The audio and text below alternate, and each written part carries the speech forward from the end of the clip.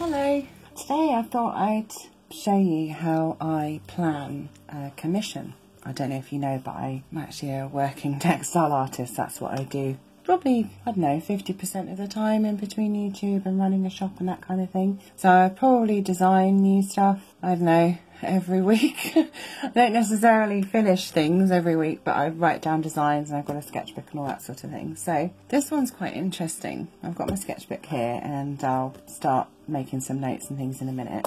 But I was approached by somebody to make a memory piece out of silk ties. What she wanted was something that looked like a Dresden plate. After sort of trying to describe it to her, you know, what she had in mind, how she thought it would work and all that sort of thing. And the difference is, what we're going to do is we're going to actually do them so that it's made in quarters. Well, each section is a bit like a grandmother's fan, but each of these pieces is going to end in like a point, like a tie point. This is what the design's going to be based on, so I just want to show you, just to remind you, that's what a Dresden plate roughly looks like. Obviously ours isn't going to look like that, but that's the kind of shape we're going for. I already know that it's going to be made from silk ties. It's going on a 2 foot by 2 foot panel. The customer's already chosen the size, so I was able to show her various different sizes.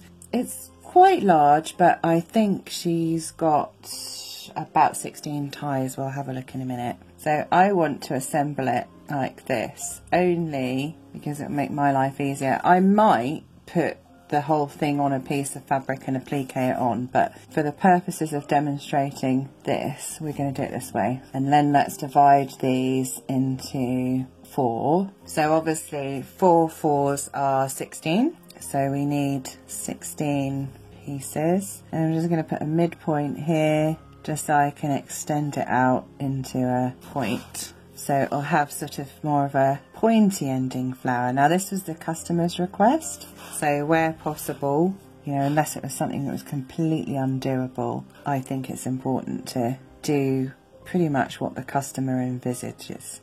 Envisaged? I don't know, but anyway. The flower will look like that. Obviously that'll continue all the way around. What we'll need to do is make a template to make one of these petal things out of the tie. Because it's going to be a display panel rather than a quilt, it's important that all of these bits look absolutely spot on, because that's all you're going to see.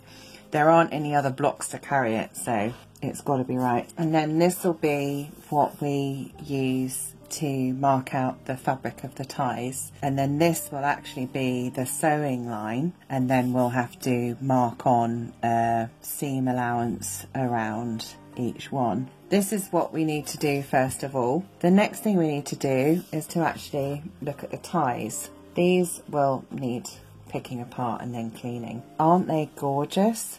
Normally if you think of ties, you think of really dark colours and paisleys and, you know, boring stripes and all this sort of thing. Well, the reason why these are so lovely, the lady told me that her husband wasn't the sort to dress up at all, but one thing he would do is whenever they got invited to a wedding, he would go out and buy himself a new tie. So these, as far as I'm aware, are all his wedding ties. These have all been worn to people's weddings. What a lovely memory piece to make for his wife. And she did say I didn't have to use all of them. Obviously some will work better than others, but also I would like to use as many of them as possible. But we'll see how many we've got. So we've got 1, 2, 3, 4, 5, 6, 7, 8, 9.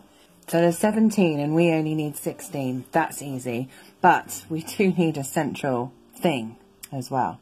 Some of these are super, super nice and could do with being used twice. I think what she envisaged was pretty much this kind of thing. I'll just try and... I think that's going to look so pretty. Really, really nice. What I'm going to do is unpick all of these. Fortunately, it is only 16 ties. It won't take me too long. But if you want to see a whole video about it, I'll try and put something either in the description or on an information card. I think I did half square triangles showing the technique for processing ties, and I've made several quilts out of ties already, and that shows you the whole thing from from start to finish on what you actually do with the tie itself before you start working. So for your tie thing, most important thing is just taking your time, and the hardest bit is getting these labels off without damaging the silk underneath. These are all silk ties and it's quite easy to catch stuff on it. Okay, so we've got the label off, that's the first bit. And then the next most difficult bit is getting these sort of, she says, sometimes they're stitched quite a long way up the tie, quite close together, and that's quite hard to get undone. But then once you get that past that bit, you can see how far apart these are, not very at all.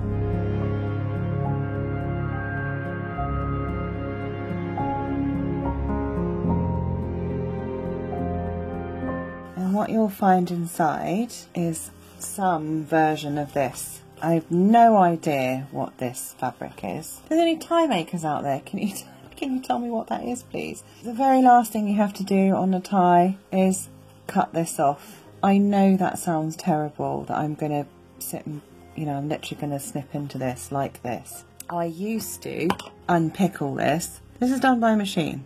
Often this part is synthetic, this is silk. That's ½ inch of silk. Honestly, it's not worth my time. You know, what I'd save by unpicking that, so I don't. And my advice to you, if you are processing more than 2 ties, is don't. You don't either. Don't waste your time doing it. And then the same at the bottom here is just to cut. That's one tie done, pretty much. Take out whatever threads you can get to, and then pop that on the pile ready to wash. And then I would say, if you're planning on having a go at this, refer to the other video, because you don't need to see me washing ties. The only reminding thing that I would say is, if you've got more than 2 ties, sort them into from light to dark, and start with the light ones first, and wash those in the water, and then, you know, work your way up to the dark ones. That's what I've got to do next, is unpick all of these and then go and wash them and dry them. Right, so the ties are hanging up on the line drying. So I'm going to actually draw out what this will look like to do the placement. So I need to count along here. So we've got to do it in 6s because it measures 2 feet across. So it's easier to do it in 6s and keep to the inches. And the reason why I'm doing this, apart from working out the size of it, is to think about the placement. So this is the center. For 16 pieces, that means there are 4 bits for each of these squares. So this is the canvas here, and then we're doing a piece of fabric that's going to fit over the canvas. So I already know that it's 24 inches just to the from side to side, and then I will need an allowance of that the edge of the canvas is about ½ inch, and then it's got to go across the back as well here. That's about an inch and a bit as well. So what I'll do is I will allow 2 inches all round, but it still has to be square because I need to make sure that the design lines up perfectly square into this. So we need to start with a piece that's going to finish on a point, and I think we could do it 2 inches away, but I think 2 inches okay, because remember what we're trying to do is feature the ties, so we want to see those pieces of tie. You know, I'm almost thinking an inch, so we're going to allow an inch here. I need to draw a circle by putting the point in the middle and then pulling it to match up with that point. So if I just leave that there a minute, you can see that. This is the first bit, is drawing the circle, because it is a circular design. So there's the outer circle. These are just for the points. So then we need to work out what the inner circle is. If we want to make it a tie point, I think a tie point is it 45 degrees? Yep, it's 45 degrees. So that's good to know.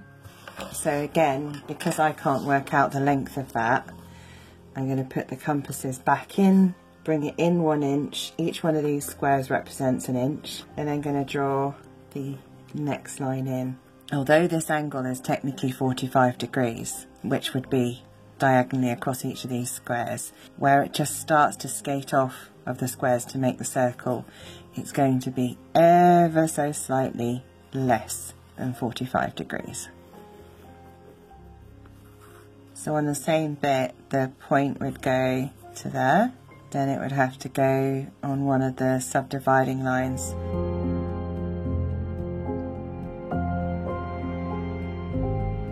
And I will actually go ahead and stick all of these in my sketchbook as well, just to show the process. It's nice to look back at. So there we go, that gives you an idea.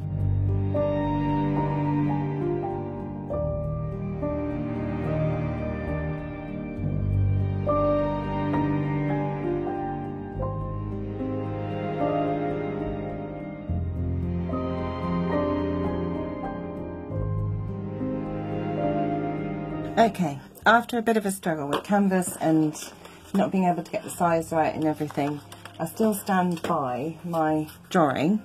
This will give you the beginning part of the template. We've got the length is right, the point's right. The only measurement I'm really struggling to work out is this one. So we're going to go back to the drawing board with a different idea. So that is, I've made myself a bit of paper, and I'm going to make this piece of paper 11 inches square, and we're going to do it the old-fashioned way. We're going to fold it. On this drawing, this is actually supposedly, we know it isn't because we just measured the canvas, but supposedly a 12-inch square. We know that the length of the piece that we want from the centre is 11 inches. So this represents a square, but only to the point of here, without cutting anything off there, okay? If that represents a square, we need to fold this diagonally, first of all. So that makes our line here, where that point goes, okay? We need to fold this line into the centre, and this will give us all of the angles and the widths of the end bit of this bit. Don't get excited, this gives us 4 points. It doesn't give us the side measurements. The side measurements are in here. So this bit is the one that we cut out. By putting this one here, that's not going to fit. It's far too wide here. You see what that goes down to? It's really, really small.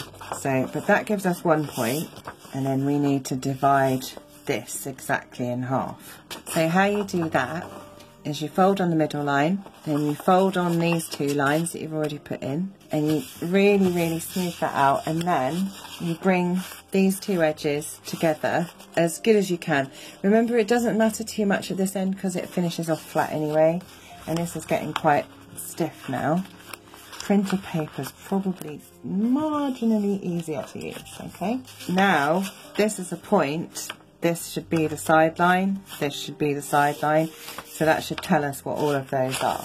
Now, remember what we need to do is measure, this is the point, so we need to measure back 2 inches there, okay? And then we need to do the 45-degree angle. So if I put a big black biro mark there, and make sure the straight line is on the straight line. So you should be able to see it coming straight out the other side. And then I'm going to join it up. Remember, this is the side. And then I'm going to do the same again. So that should give us this bit. And it shouldn't be dissimilar. It should be almost the same. Right. So obviously my thing was I made it too wide across here. Can you see that? That sticks over too much already. So I was never going to get this to fit. So that's really good to do this instead. So then we need to measure 1 inch from the centre, which will give us our flat end. And then we literally just put one of the straight lines on and draw a line across. Yeah, it's actually less than ½ an inch. I'm now going to cut out this bit and make myself a new template. Just like I did the first time with the one that wasn't so good. I'll keep it to show you, and I like to show mistakes because I think it's important.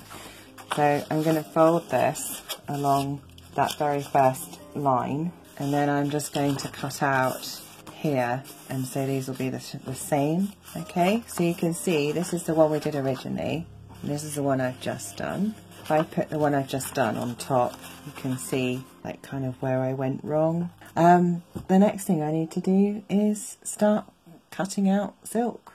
Right, so these have all been washed, dried, steamed with a steam iron to get any of the last bit of chemicals out, and then they've all been stabilised with a lightweight interfacing. And the reason why I use this is silk. It is prone to fray a little, but they're all cut on the bias because they were ties. So now there's very little stretch across there. There would have been a lot more if I hadn't got that interfacing on. And this is the ultra lightweight if you want to do anything with silk. So that's the best thing to use. If you look at that now, it's got quite a lot of body to it, and we want it to keep its shape, and that's not too thick to even do by hand if you wanted to. So now what I'm going to do is take the template, the right one, the one that I made, and I need to cut out what will be the petals of the flower. I'm not sure how I want to arrange everything yet, and there are some fabrics that I think would be nicer in a flower than others.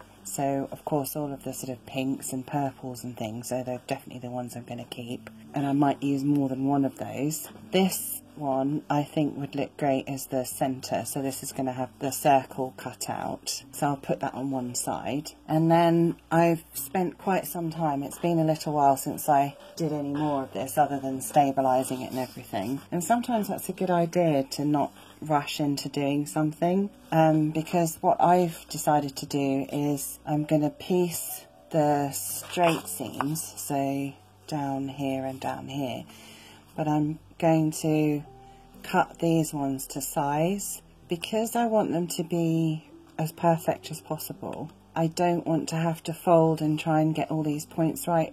You'll still end up with a point that could possibly fray. So I've decided that appliquing the whole piece on, which it was going to need doing anyway, I can applique in and out of all these bits, so I'm going to show you that later. Right now I'm going to start cutting these out. So I need to make sure that even if I'm going to cut out to one side here, that the pattern runs true to the tie design. So if I flip this over and show you what I mean. So this tie design goes like this. So if I was to cut it like that, it would look a bit weird. You'd have the design in weird places. So I want to make sure these are going across here.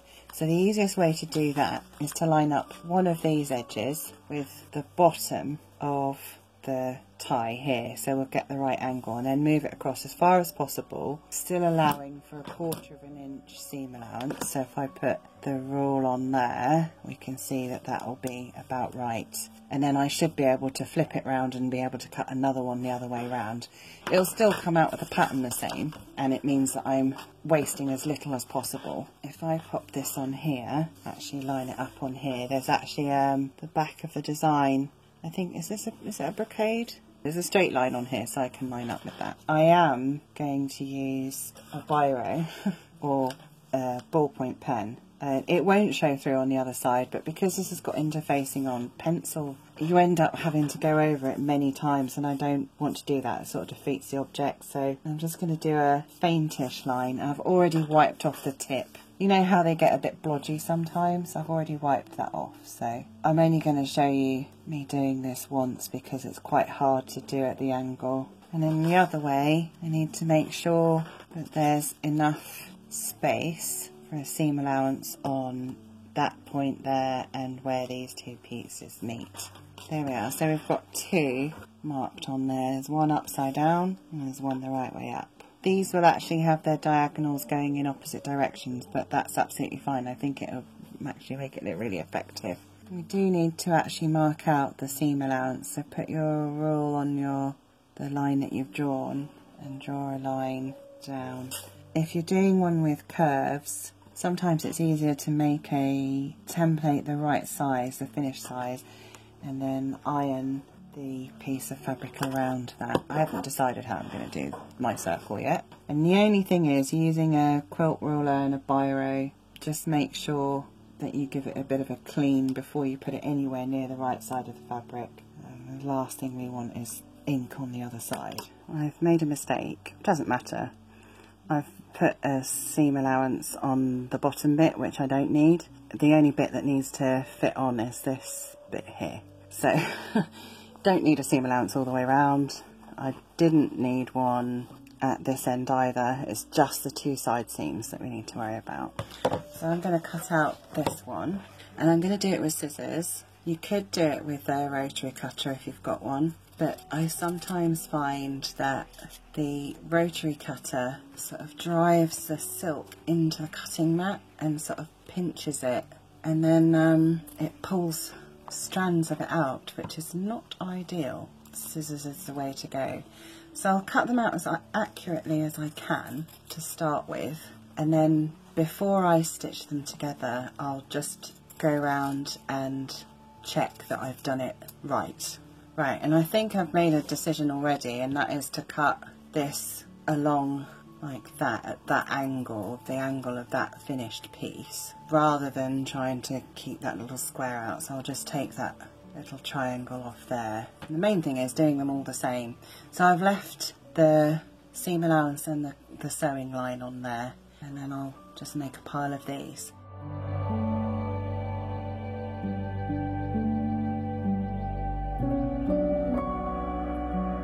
Right, this one, the tie is obviously narrower. I'm going to keep it the same way up. And if you want to have a template that doesn't move around, you could always spray the back of it with a temporary spray adhesive, 505. It's like a temporary fabric adhesive. It's a bit like Spray Mount, but for fabric.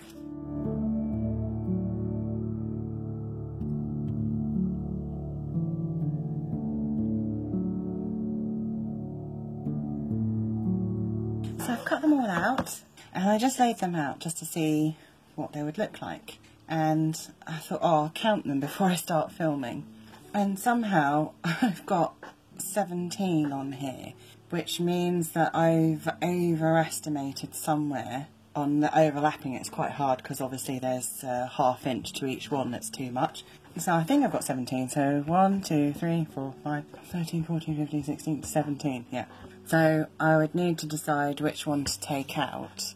And this isn't a final arrangement anyway. I really want to keep in all these pale colours. I just wanted to give you a vague idea of what it looks like. It's really effective, isn't it? The next thing I've got to do is work out what the final placement will be, and then before I stitch anything together I'll actually turn over each one of these in position and give it a number. I'm going to have a little bit of a mess around with the placement. I want to keep some of the darker fabrics in. It's those 6 pieces that I'll have to be aware of the placement. The rest of them are okay.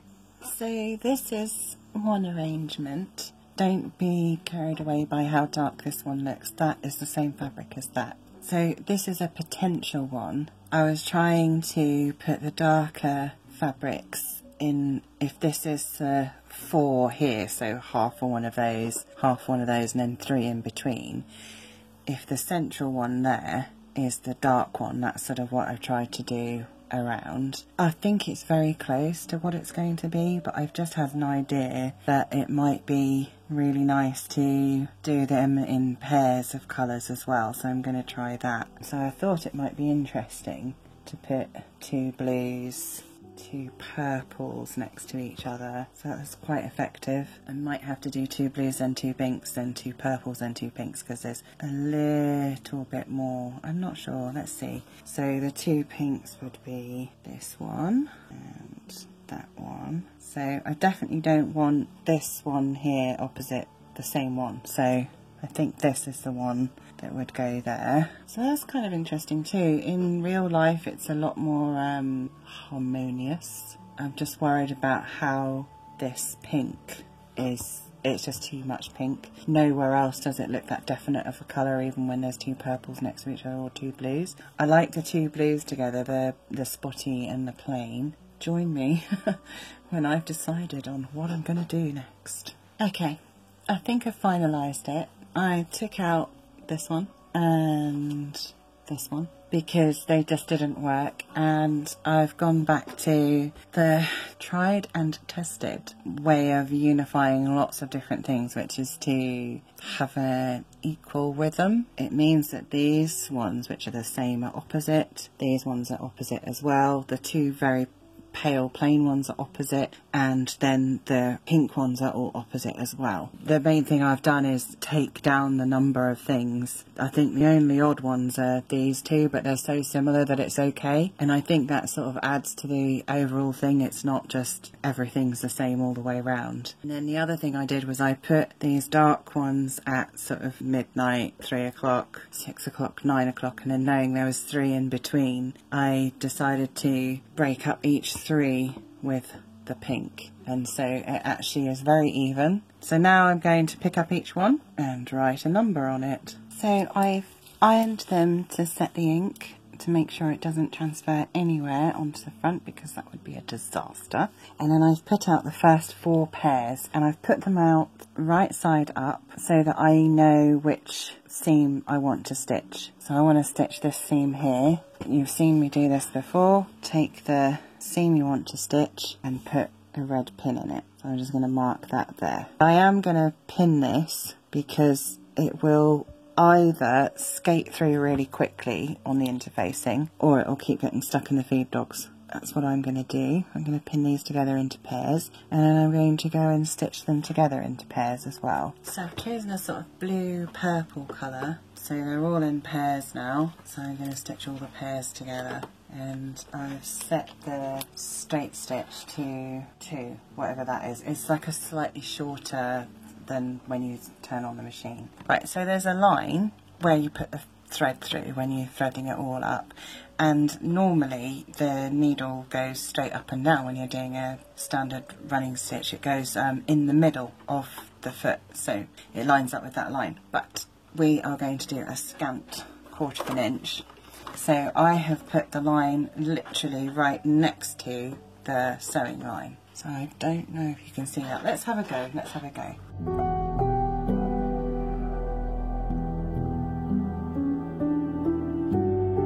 Leave that there. This is called chain stitching. This is how you save thread, and it also will stop it jumping.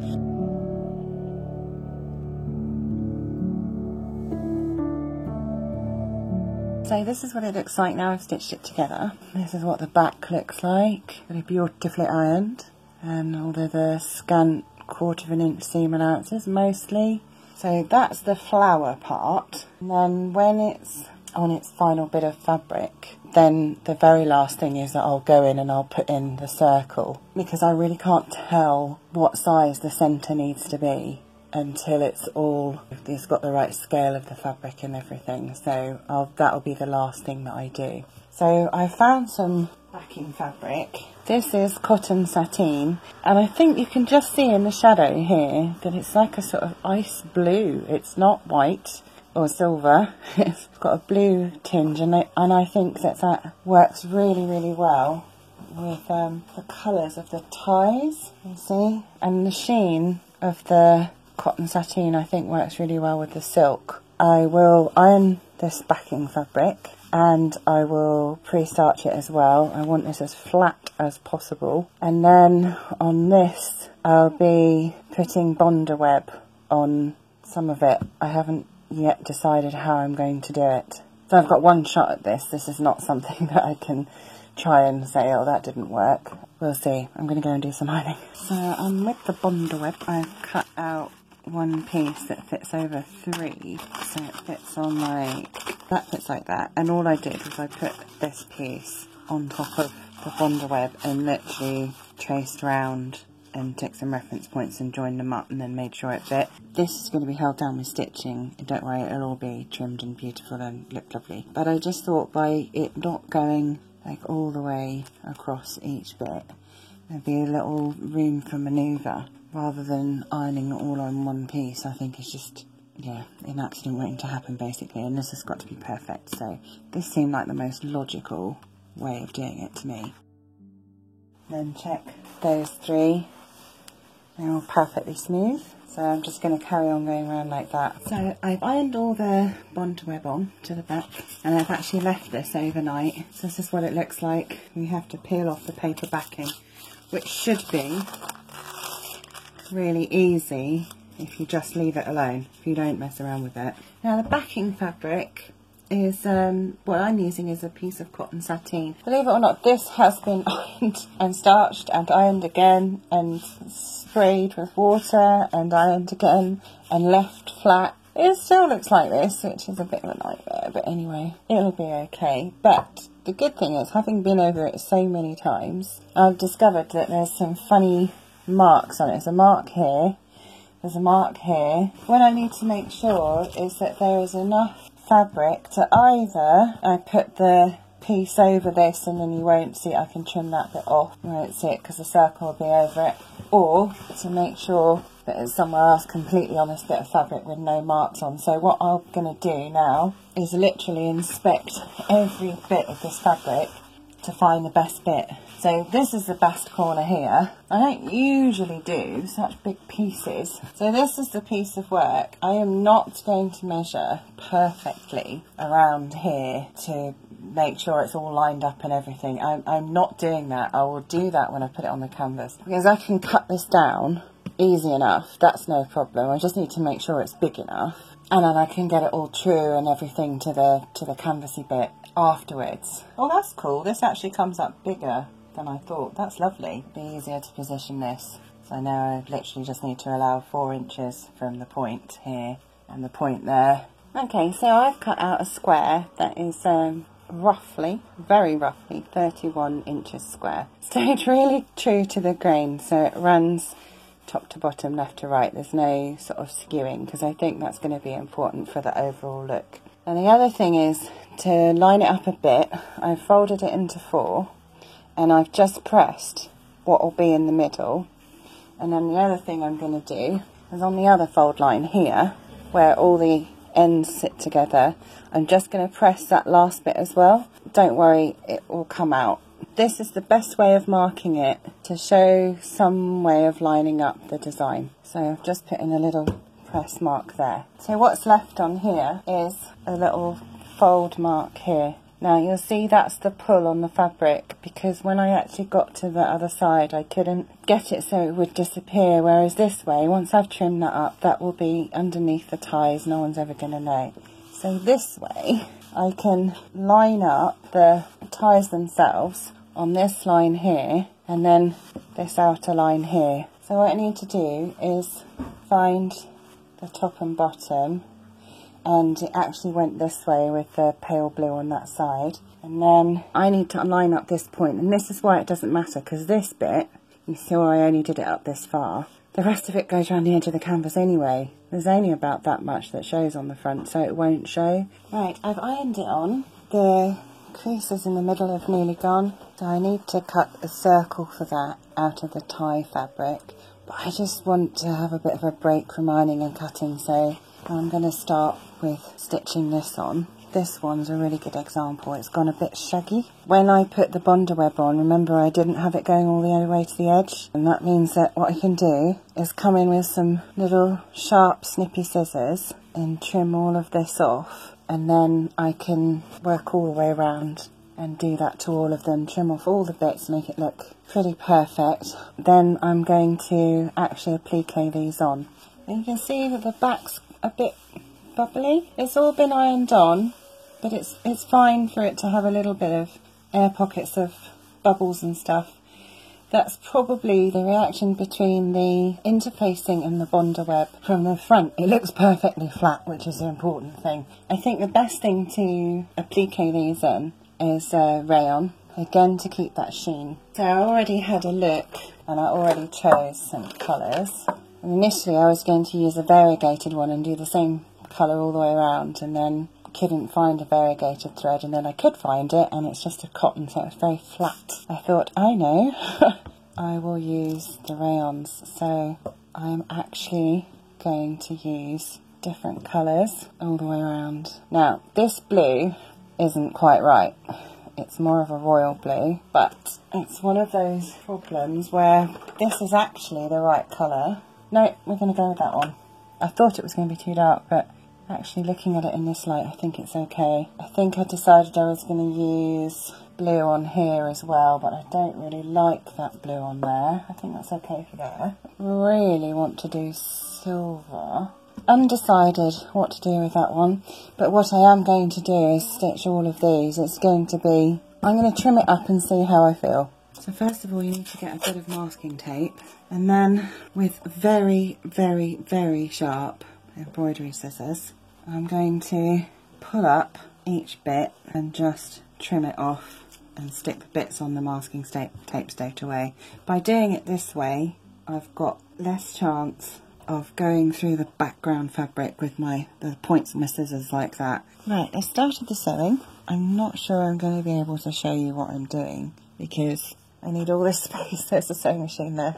I need all this space, and even my teacup is over there, so it doesn't come anywhere near this. So I've done this blue bit. You can just about see it on there. And there's the back, and I've tied that off already.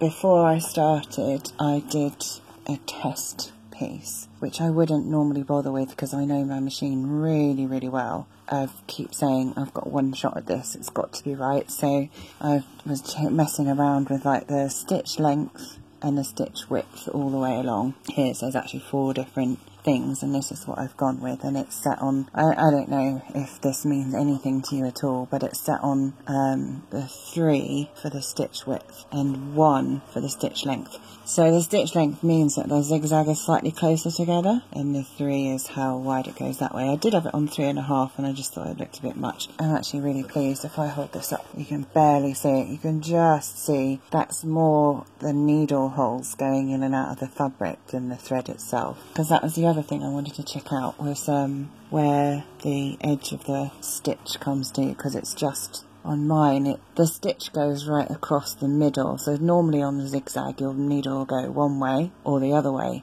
and mine it's in the middle, so it goes partly to one side and partly to the other. So when you want the stitching right on the edge, you need to know exactly where that is. So it was worth doing a test piece, and then I'll keep this just to run through the machine for like chain stitching or stuff like that. But I would always say have a little practice first. And then I've stitched all of the pink on, which I think looks pretty good. And then very importantly, especially now we're starting to get them where they're meeting up with other ones, is to pull through the thread. So you take the white thread and it should pull one stitch through, and then you've got the other one. So only pull through one thread, one stitch there. And oh, that's the other thing, is when I set this up, I put white thread on the back, because if there's anything pulled through to the front, I don't want to see it. So I'm going to carry on top stitching all of this. So that's where I've got to. It's really coming together now. We're very much on the home straight.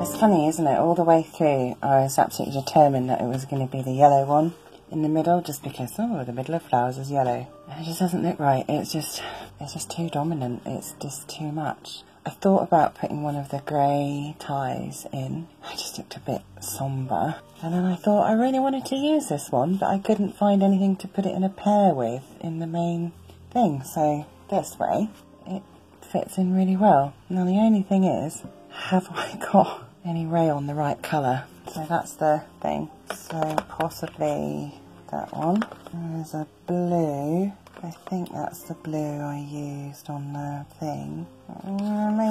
Maybe. I think pink a bit nicer on the inside. Right, now I've decided on this one. I thought I'd have a little chat about how to position it. So it doesn't matter what's going on in the middle. They're all slightly different. That's irrelevant. We don't need to worry about that. And this measures exactly 22 inches, which is wonderful.